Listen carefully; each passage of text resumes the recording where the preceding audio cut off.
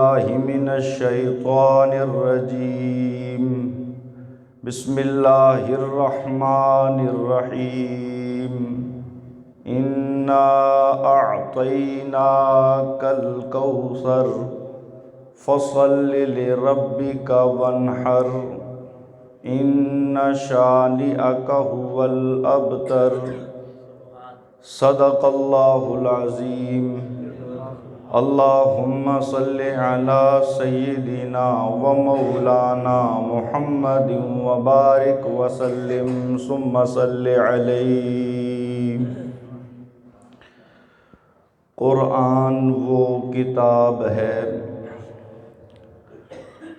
قرآن وہ کتاب ہے جو درس انقلاب ہے. قرآن وہ کتاب ہے جو درس انقلاب ہے.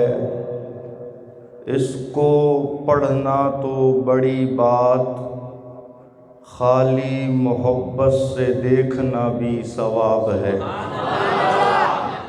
کیوں نہ ہو اسلام ممتاز دنیا بھر کے دینوں میں، کیوں نہ ہو اسلام ممتاز دنیا بھر کے دینوں میں. وہاں مذہب کتابوں میں، یہاں قرآن سینوں میں. میں سکون ڈھونڈتا پھرتا تھا ہنسی وادیوں میں، میں سکون ڈھونڈتا پھرتا تھا ہنسی وادیوں میں. سرمئی نظاروں میں اسی تلاش میں جا پہنچا میں چاند ستاروں میں. لیکن مجھے سکون ملا قرآن کے 30 پاروں میں. قرآن کریم اللہ تعالیٰ کی قدرت کا شاہکار ہے. قرآن کریم رسول پاک صلی اللہ علیہ وسلم کا جیتا جاگتا شاد باد زندہ باد معجزہ ہے. قرآن پاک صحابہ کرام، اہل بیت اطہار رضوان اللہ عنہم اجمعین کی عظمتوں کا ترجمان ہے. قرآن کریم میرے اور آپ کے لیے ایمان کا نگہبان ہے، اور قیامت میں قرآن ہی جنت کا نشان ہے. قرآن کریم زر سے، زن سے، زمین سے، اولاد سے، جائیداد سے، عہدے سے، کرسی سے، دونوں جہاں کی دولتوں سے بڑھ کر عظیم دولت ہے. ایک شخص نے یہ نظر مان لی کہ اگر اللہ تعالیٰ نے مجھے بیٹی دی تو میں اپنی بیٹی کی پرورش کروں گا. جب وہ شادی کی عمر کو پہنچے گی تو میں جہیز میں اپنی بیٹی کو دونوں جہاں کی دولت دوں گا. اللہ تعالیٰ نے بیٹی دے دی. بیٹی کی پیدائش پہ باپ خوش ہوا، خوش ہونا بھی چاہیے.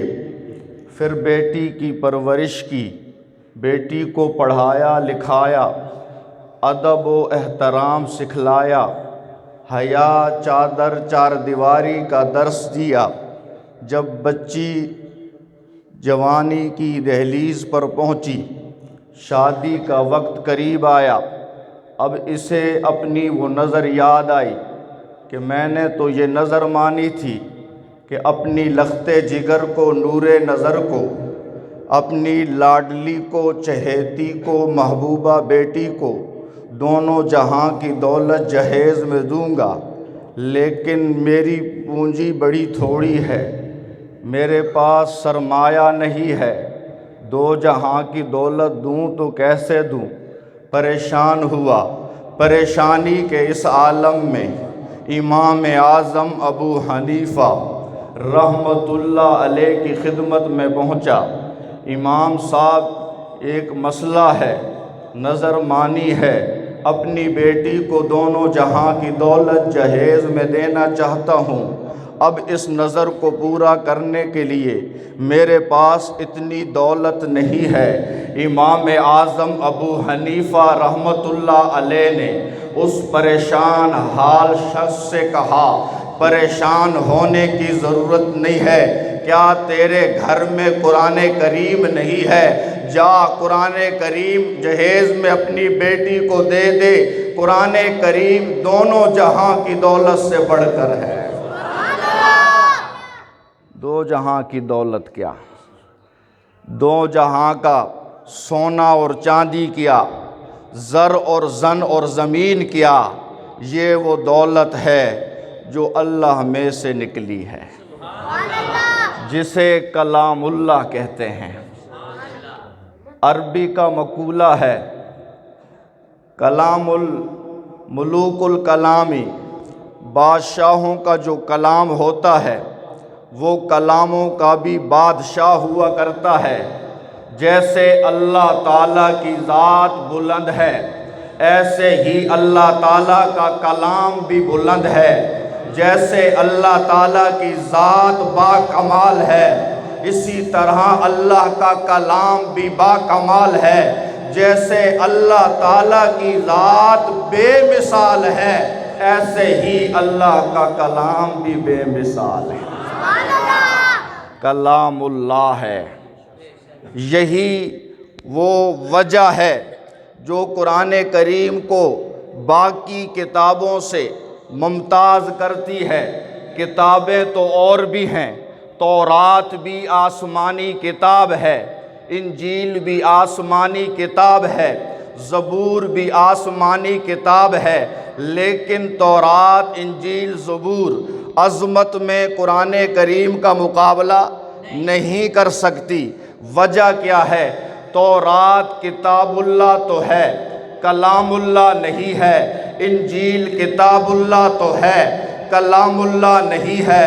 زبور کتاب اللہ تو ہے، کلام اللہ نہیں ہے۔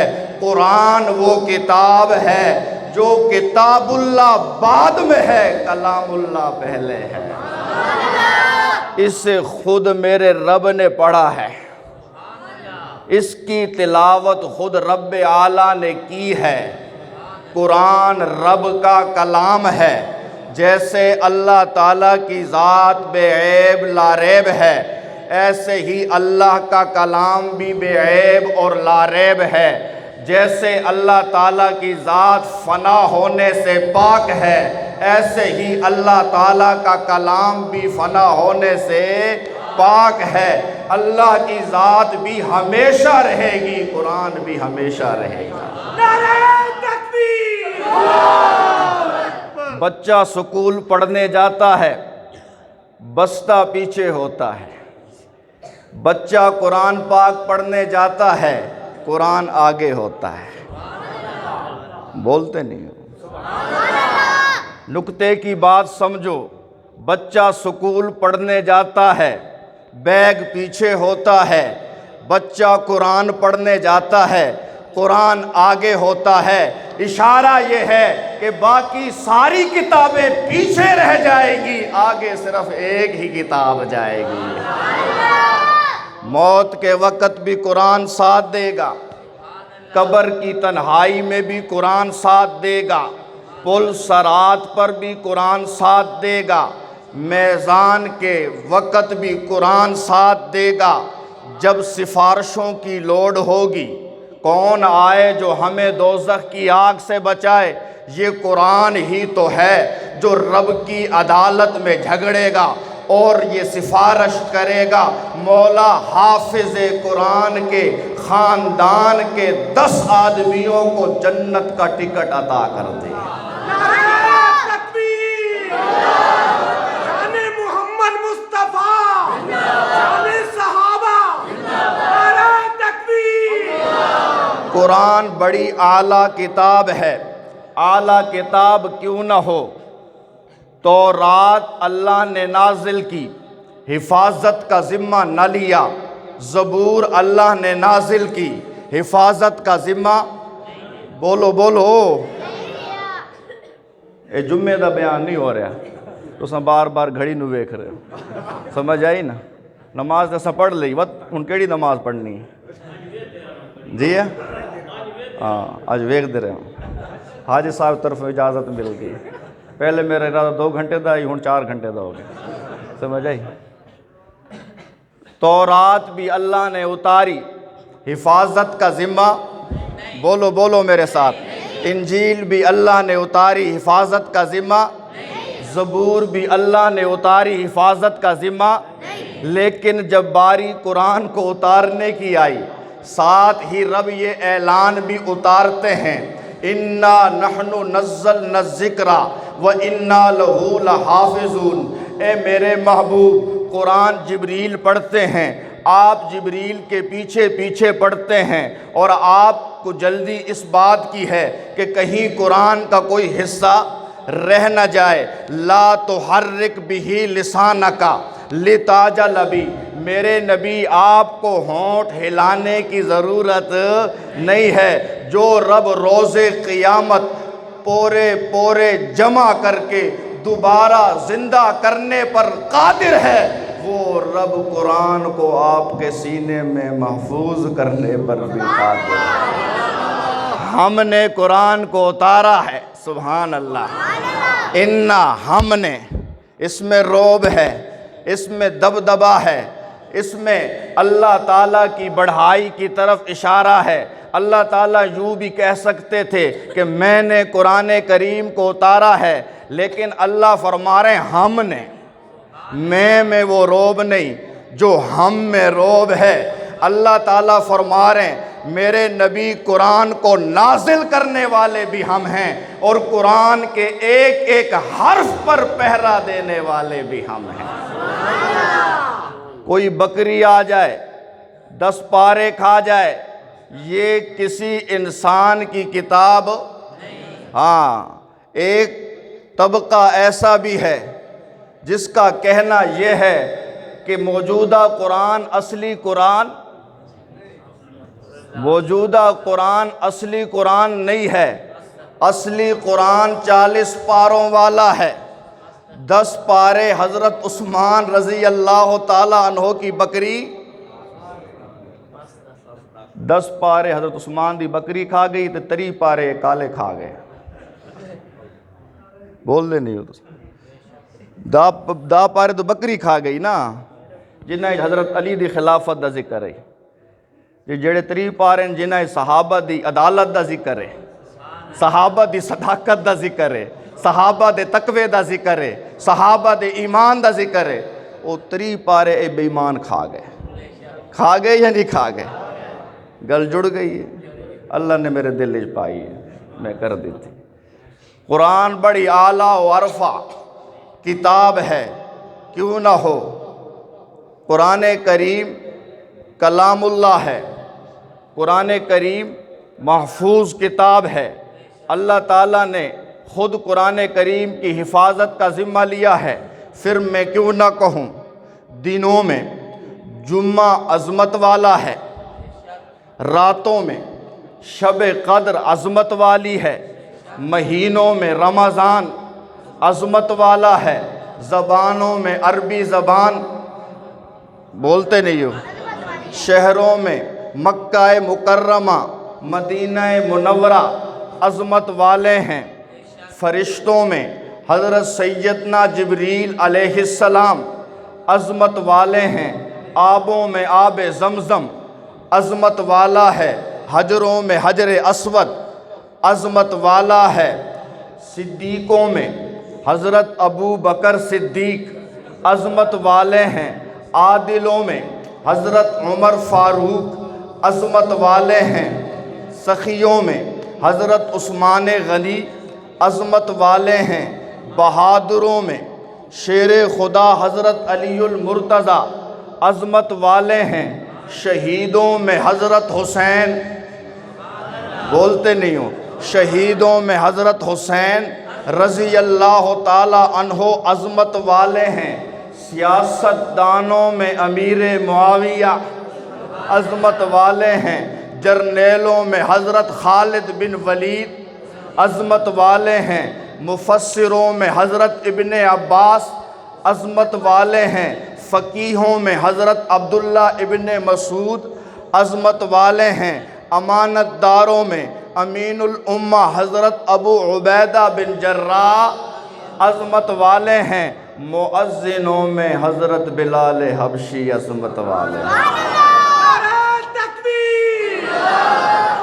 امتوں میں امت محمدیہ عظمت والی ہے. نبیوں میں میرے پیارے نبی عظمت والے ہیں. تو پھر مجھے کہنے دیا جائے کتابوں میں قرآن مجید عظمت والی ہے. پھول تو اور بھی ہیں، پھول تو اور بھی ہیں، لیکن گلاب کی بات ہی کچھ اور ہے. بولتے نہیں ہو یار. پھول تو بہت ہیں لیکن گلاب کی، حاج صاحب بولو، بات ہی کچھ اور ہے. حجر تو بہت ہیں لیکن حجر اسود کی، حاجی بولیں جنہوں نے بوسے دیے ہیں، جنہوں نے حجر اسود کو قریب سے دیکھا ہے.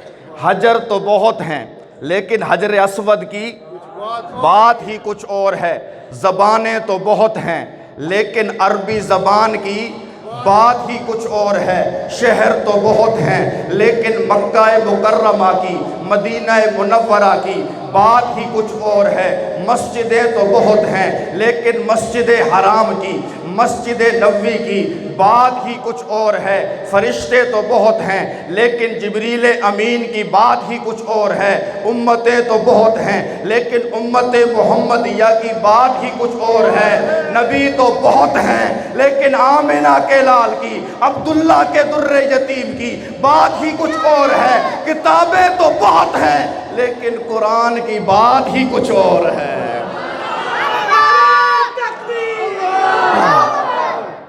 قرآن وہ واحد کتاب ہے جو اپنا تعارف خود کراتی ہے. دنیا میں کوئی کتاب ایسی نہیں ہے جو اپنا تعارف خود کرا سکے. یہ اعزاز بھی میرے قرآن کا ہے جو اپنا تعارف خود کراتا ہے. اے قرآن ذرا تو ہمیں اپنا نام بتا. قرآن کہتا ہے انہو لقرآن کریم. اے قرآن تو کس زبان میں اترا؟ قرآن کہتا ہے بلسان عربی مبین. اے قرآن تجھے کون سا فرشتہ لے کر آیا؟ قرآن کہتا ہے نزل بہ الروح الامین. اے قرآن تو کس مہینے میں اترا؟ قرآن کہتا ہے شہر رمضان الذی انزل فیہ القرآن. اے قرآن تو کس رات میں اترا؟ قرآن کہتا ہے انا انزلناہ فی لیلۃ القدر. اے قرآن تو کس ہستی پر اترا؟ قرآن کہتا ہے نزل علی محمد. اے قرآن تو کیوں اترا؟ قرآن کہتا ہے ھدی للناس. اے قرآن تجھے لانے والا فرشتہ جبریل تو جس نبی کی ذات پہ اترا وہ نبی محمد مصطفیٰ، اور تجھے اتارا کس نے ہے؟ قرآن کہتا ہے تنزیل من رب العالمین. مجھے نازل کرنے والا کون ہے؟ اے قرآن تو کس لیے آیا؟ ختموں کے لیے آیا؟ مکان بنایا ہے، دکان بنائی ہے، حافظوں کو اکٹھا کرو قرآن پاک کا ختم کرنا ہے. اے قرآن تو اس لیے آیا؟ مقدمے میں پھنس گیا ہوں، جج کو قائل کرنا ہے. جب تک سر پر قرآن نہیں رکھوں گا جج نہیں مانے گا. اے قرآن تو اس لیے آیا؟ سارا دن کنجر خانہ ہوا، بے حیائی ہوئی، بے پردگی ہوئی. اب بچی گھر سے رخصت ہو رہی ہے تو لے آؤ قرآن پاک، سایہ کرنا ہے. اے قرآن تو اس لیے نازل ہوا؟ ملک صاحب کی مجھ سو نہیں رہی، مولوی صاحب کو بلاؤ، قرآن پاک سے تعویذ لکھنا ہے. بتاؤ قرآن کو نازل کرنے کا یہ مقصد ہے؟ قرآن اس لیے آیا کہ جی تیجا ہو رہا ہے قرآن خوانی کرو، 40واں ہو رہا ہے، قرآن خوانی کرو۔ قرآن اس لیے آیا؟ ہرگز نہیں۔ قرآن کتاب برکت ہے، میں مانتا ہوں۔ قرآن کتاب رحمت ہے، میں مانتا ہوں۔ قرآن کتاب نور ہے، میں مانتا ہوں۔ قرآن کتاب شفا ہے، میں مانتا ہوں۔ لیکن قرآن برکت دینے کے لیے نہیں آیا۔ قرآن برکت دینے کے لیے، قرآن مردے بخشوانے کے لیے، قرآن مریضوں کو شفا دینے کے لیے اللہ نے خود بتا دیا، کتاب انزلناہ الیک لتخرج الناس من الظلمات الی النور۔ قرآن اس لیے آیا کہ اندھیروں میں ڈوبی ہوئی انسانیت کو اندھیروں سے نکال کر ایمان کی روشنی میں لا سکے۔ قرآن ہدایت دینے کے لیے آیا۔ الف لام میم ذالک الکتاب لا ریب فیہ ھدی للمتقین ان ھذا القرآن یہدی للتی ہی اقوم۔ قرآن کریم کے نزول کا ایک ہی مقصد ہے کہ لوگوں کو شرک کے اندھیروں سے نکال کر توحید کے اجالوں میں لایا جائے، لوگوں کو کفر کے اندھیروں سے نکال کر ایمان کے اجالوں میں لایا جائے، لوگوں کو بدعات کے اندھیروں سے نکال کر سنت کے اجالوں میں لایا جائے۔ قرآن جنت کی راہ دکھلانے کے لیے آیا ہے۔ آج ہم نے قرآن پاک کو کتاب رحمت بھی سمجھا، کتاب برکت بھی سمجھا، کتاب شفا بھی سمجھا، لیکن آج ہم نے قرآن کریم سے ہدایت نہیں لی۔ آج ہم اپنے مولویوں سے تو ہدایت لیتے ہیں، اپنے پیروں سے تو ہدایت لیتے ہیں، اپنے وڈیروں سے تو ہدایت لیتے ہیں، قرآن کریم کی طرف ہماری نظر نہیں جاتی۔ آج مسئلہ پھنس گیا ہے دنیا کا یا دین کا۔ ہم اپنے اپنے بزرگوں کی کتابیں اٹھائے پھرتے ہیں، ہم اپنی اپنی خانقاہیں اٹھائے پھرتے ہیں، ہم اپنے اپنے مفتی اٹھائے پھرتے ہیں۔ جی ہمارا یہ مسئلہ پھنس گیا ہے، مسئلہ حل کرو۔ حالانکہ رب یہ کہتا ہے فَإِن تَنَازَعْتُمْ فِي شَيْءٍ، سبحان اللہ، قرآن ہے، اگر تمہارا تنازع ہو جائے، فَإِن تَنَازَعْتُمْ۔ استاذ محترم تشریف لا چکے ہیں، ہمارے مہمان خصوصی بھی ہیں، اللہ تعالیٰ ان کا سفر مبارک کرے، اپنی مصروفیات میں سے یہ ٹائم نکال کر آئیں۔ چلو اپنا سبق اپنے استادوں کے سامنے سنا دیتا ہوں، اسی پہ اپنی بات کو مکمل کرتا ہوں۔ اللہ تعالیٰ کیا فرما رہے ہیں؟ فَإِن تَنَازَعْتُمْ، بس اگر تمہارا تنازع ہو جائے، تنازع تو ہونا ہی ہونا ہے، یہ نہیں ہو سکتا کہ تنازع ختم ہو جائے، یہ تو ہماری فطرت میں اللہ نے اختلاف رکھ دیا ہے۔ یہاں نسلیں مختلف ہیں، یہاں زبانیں مختلف ہیں، یہاں رنگ مختلف ہیں، یہاں نقشے مختلف ہیں، یہاں علاقے مختلف ہیں، اختلاف تو ہماری فطرت میں ہے۔ میرے پیارے آقا نے دعا کی تھی، مولا میری امت سے جھگڑا ختم ہو جائے۔ دعا قبول ہوئی؟ جھگڑا تو ہوگا، کیا ہم بس جھگڑتے ہی رہیں گے؟ کیا میرے نبی نے جھگڑے کا حل نہیں بتایا؟ کیا اللہ تعالیٰ نے جھگڑے کا حل نہیں بتایا؟ آپ جب جا رہے تھے دنیا سے، آپ نے فرمایا مل مخرج میرے بعد انہا ستکون فتنہ، فتنے ظاہر ہوں گے۔ فتنے ہی تو ہیں، ہر طرف فتنے ہی فتنے ہیں۔ قرآن پاک کی کوئی اہمیت نہیں ہے، درس قرآن کی کوئی اہمیت نہیں ہے، علماء کی کوئی اہمیت نہیں ہے، اپنی اپنی ترتیبیں، اپنی اپنی لائنیں، اپنی اپنی سمتیں لوگ چل رہے ہیں۔ تو میرے نبی نے فرمایا فتنے ظاہر ہوں گے۔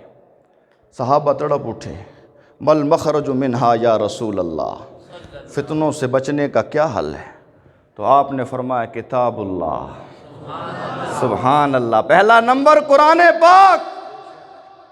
اللہ تعالیٰ بھی یہ فرما رہے ہیں فَإِن تَنَازَعْتُمْ فِي شَيْءٍ، اگر تمہارا تنازع ہو جائے کسی بھی چیز میں، سمجھ آئی؟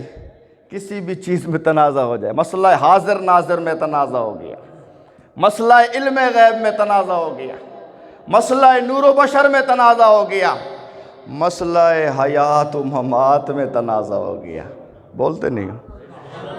مسئلہ سماع موتا میں تنازع ہو گیا، فیصلہ کہاں سے کرانا ہے؟ فَإِن تَنَازَعْتُمْ، بس اگر تمہارا تنازع ہو جائے فی شیئن، کسی بھی معاملے میں، خود جج نہیں بننا، خود منصف نہیں بننا، خود لکیریں نہیں کھینچنی، فَرُدُّوهُ إِلَى اللَّهِ، معاملے کو کس کے حوالے کرنا ہے؟ اللہ کے حوالے کرنے کا مطلب یہ قرآن کے ترازو پہ لے آنا ہے۔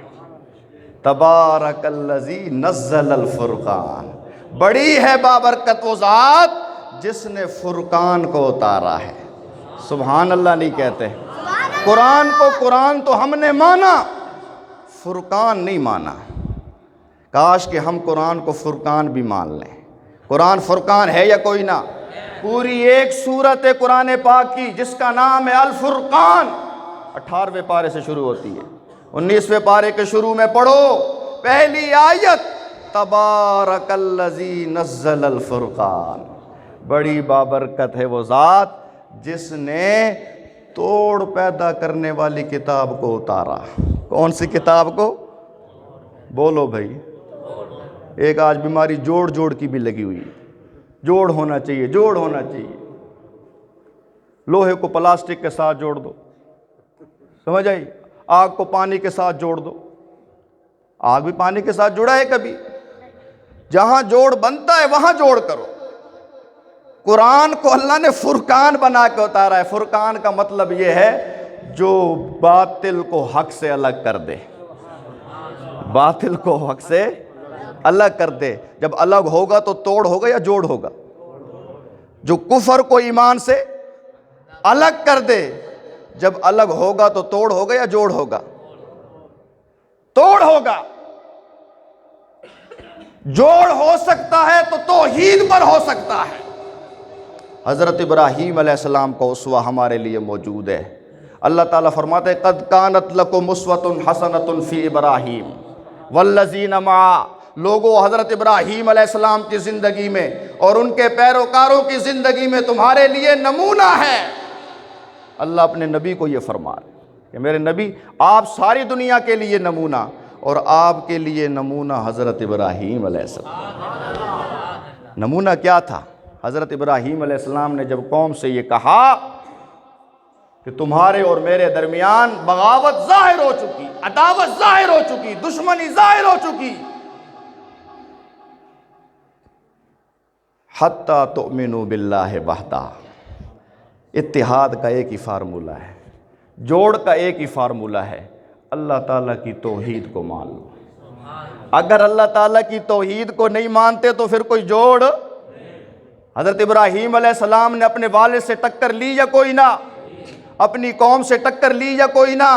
میرے نبی نے مکہ کے 13 سالوں میں اپنی قوم سے، اپنی برادری سے، اپنے چچاؤں سے ٹکر لی یا کوئی نہ؟ کون سے مسئلے پر؟ نماز والے مسئلے پر، روزے والے مسئلے پر، حج زکوٰۃ قربانی والے مسئلے پر؟ ایک ہی مسئلہ تھا، لا الہ انہم کانوا اذا قیل لہم لا الہ الا اللہ یستکبرون، میرے نبی جب آپ یہ کہتے ہیں نا لا الہ الا اللہ تو پھر اختلاف ہو جاتا ہے، پھر گردنوں میں سریا آ جاتا ہے، تکبر کرنے لگتے ہیں۔ میرے بھائیوں، دوستوں، بزرگوں، ہم تو دعوت فکر دے رہے ہیں، ہمارا کسی سے کوئی لین دین نہیں، ہمیں کسی سے کوئی لالچ نہیں، کسی سے کوئی خوف نہیں، ہم جو آپ کو کہہ رہے ہیں اپنے بھلے کے لیے کہہ رہے ہیں۔ اگر میرے کہنے سننے سے کوئی ایک آدمی قرآن کریم کے قریب آ گیا اور اس کا عقیدہ قرآن کریم کے مطابق بن گیا تو میں اسے اپنی نجات کے لیے کافی سمجھتا ہوں۔ آپ میرے نمازی ہیں، میرے مقتدی ہیں، میں ذمہ دار ہوں، کل قیامت کے دن مجھ سے پوچھا جائے گا اگر میں نے مسئلہ چھپایا، آپ کو صحیح بات نہ بتائی۔ میں آج آپ کو دعوت فکر دینے لگا ہوں۔ میرے بھائیو، آؤ ہم سب قرآن کریم سے دوستی کر لیں، قرآن کریم کے حلال کو حلال سمجھیں، قرآن کریم کے حرام کو حرام سمجھیں، قرآن کریم نے جسے شرک کہا ہم اسے شرک سمجھیں، قرآن کریم نے جسے گمراہی کہا ہم اسے گمراہی سمجھیں، تبھی ہماری نجات ہوگی۔